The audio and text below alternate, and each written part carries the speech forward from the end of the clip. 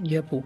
Oh, ออกคนจ้าง look, Pooh, it's really inspiration talk you of how like a small country and like part of Taiwan surrounded by so many enemies, but then they are still able to like stand up for themselves, have their people spread out across the world. They have influence.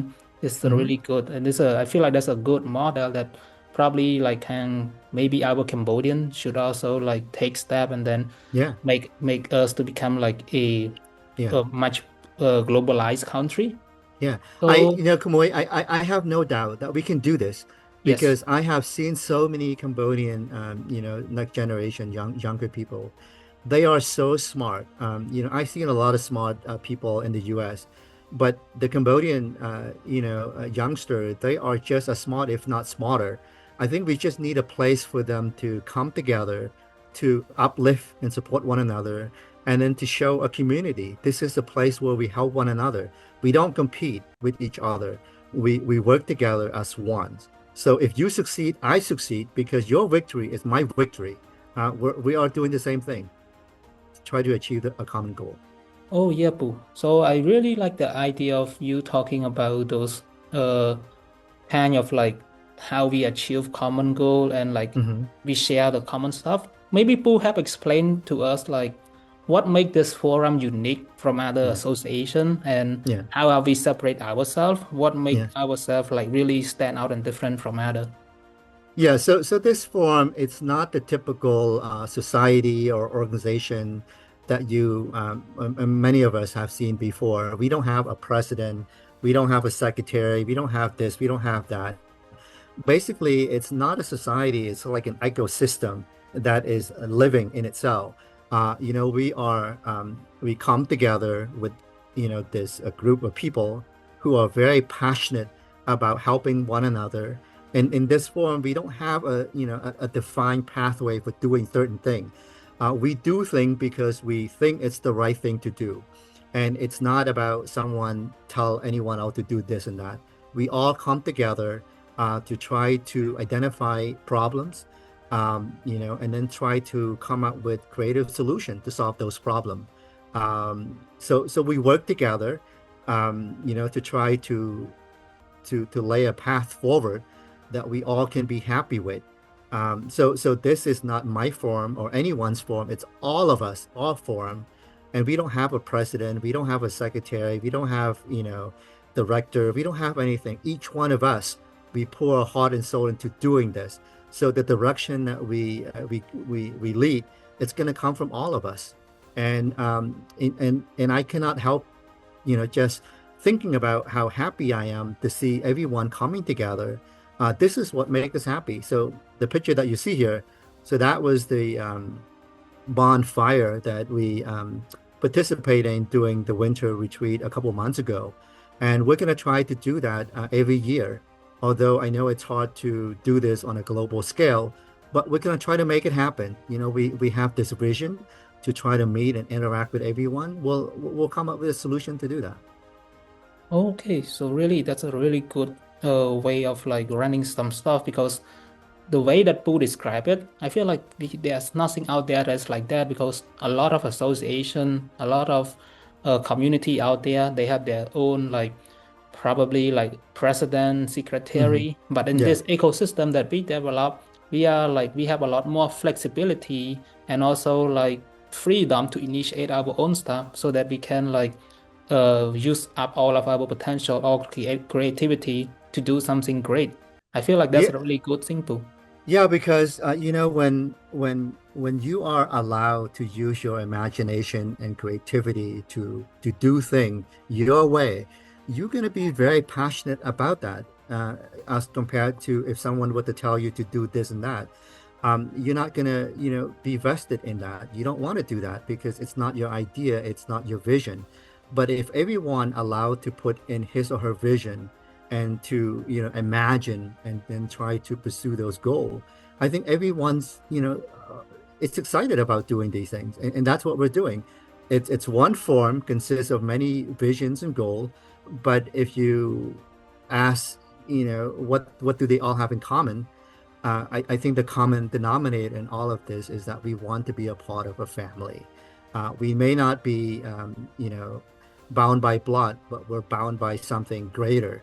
This is this sisterhood and brotherhood that we come together, and we do this not just for ourselves. I mean, we are doing that for ourselves too because we enjoy, being with one another.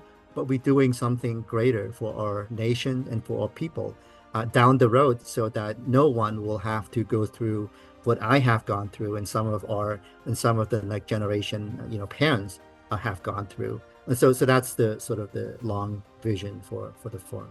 Oh, okay, Pooh. So talking about next generation, Joe Lapu Kata, like, who will be the main target that we try to recruit for the forum? Is it gonna be like a student, a teacher, or maybe like some kind of like a public social worker out there, or like who do you think is the should be joining this forum, and who do you hope that can also benefit from this forum the most?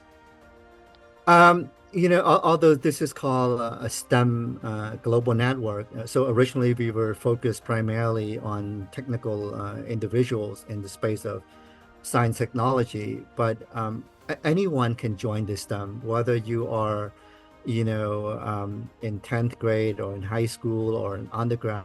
It doesn't really matter as long as you are passionate and you want to belong into a group or family. This is a place for you. You don't have to be in STEM. I mean, you can come along. And so when we build this forum, we also organize our workflow or our group in such a way that we have an opportunity to work on different things. We rotate around. And one of the aspects that I learned throughout my educational career, this is somewhat different than a more traditional workflow, is that in the Western country, we work a lot compared to other country around the world. But what I mean by that is that, the thing that you want to do is you want to identify what the problems are and then come up with solution and go after it. Oftentimes, people try to come up with a plan to plan on doing some plan. It's just a waste of time. You want to be aggressive. So from my experience, in going to school, I have never been the smartest one. I have never been the quickest one. If I have to rank myself, I probably sitting in the middle of the class or maybe toward the bottom. But what I learned is that in order to succeed, it's not about how smart you are. It's about how determined you are, how, there's a new term now, it's called gritty. Gritty is something that you're passionate about, and then over the long run. So if you have the passion, you're not going to give up. So if you don't give up and you have the passion, those are the two ingredients that you need to succeed. You know, if you go around and asking me, if I ask the people, have you ever seen any prodigy, kids who were 10 years old, they got their PhD and so on and so forth? How many of them are doing great thing in the world these days? I cannot name one person. Many of the great people that I do know today, they were just average people growing up. But you know what? They found a passion, something they love they're passionate about, and they did it over the long run. They never gave up, and that's what made them so successful. Look at Bill Gates, look at Elon Musk, look at some of these great people. Failure is the norm. You have to fail in order to succeed, and I think a lot of time the young people that I often encounter is that they don't want to fail because failure is bad. No, it's not bad. If you have not failed, you have not tried something profound. If you try something great, you're bound to fail. But failure is the norm. It's a stepping stone to success. And that's what I learned. And so for this group, I want everyone to do the same thing, to pick the biggest problem you can ever imagine, and then try to go after it and try to go after it hard. And if you cannot do it and you want some help from all of us, we'll roll up our sleeve. We're going to be your brother, sister, and uncle, backing you on. We're going to be there together. Oh, wow. Okay, Boo. So talking about like the topic of passion and those kind of like stuff, what do you think like this forum can help make the passion of so many young Cambodian a reality? What kind of support system, what kind of resource, or maybe what kind of like things that we can provide to them so that it can make it become more like a reality, not just us that's already in abroad, like in the US, Hmm. but also those that already like remain in Cambodia, and how Yeah. can they achieve that? Yeah, I think we need to show them, what are the opportunities at the end of the day. So if they were to go into STEM field to study, what are the careers that are, await for them at the end of their graduation? So we have to somehow show them, there are so many opportunities. Everything that we have today, your smartphone, your car, your airplane, whatever you can imagine, all of that thing were developed at some time earlier, and many of them were not something that were small. They were challenging to develop, but people had the passion and perseverance to do all of that. So I think as a group for us, we need to show these new generation what are possible. What are the job awaiting for them. We need to show them, what are the path to get there. So I think we need to show them, the path, what it takes to get there.